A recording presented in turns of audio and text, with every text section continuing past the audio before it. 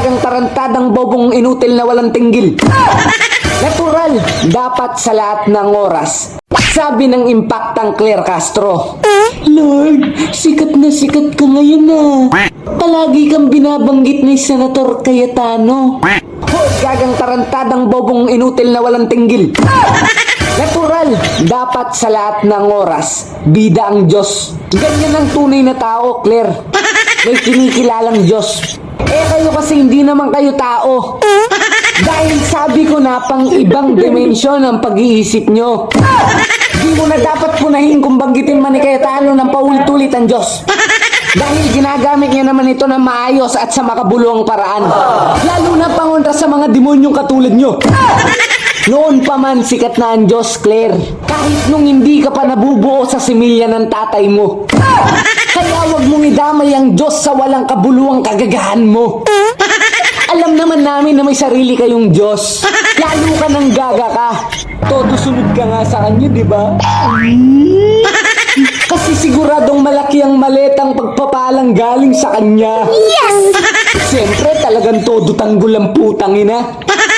Ang mahirap dyan, Claire, ang Diyos nyo, hindi immortal.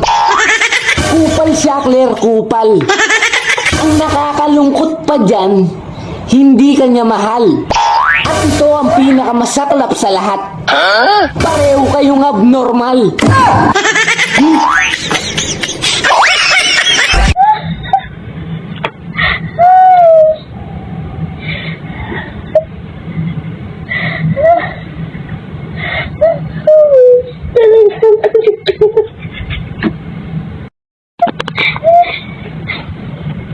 Sabi niya, Lord, sikat na sikat ka ngayon.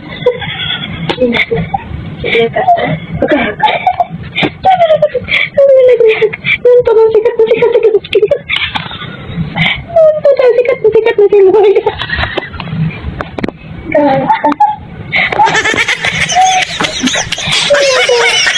Nasa siya nang pupunong ko na sila nanin niya.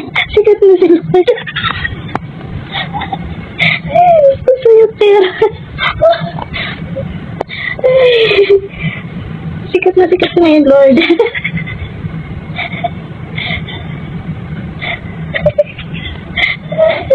Sabi ng tao na. May bago ka kasi, Lord. Pero hindi siya, Lord. Kupal siya, kupal. Ang galing niya. Okay, ganun pa niya, Lord mo kayo.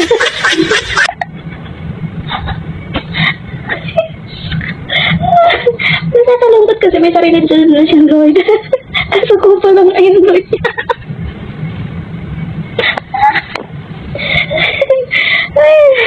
Sa pang Claire.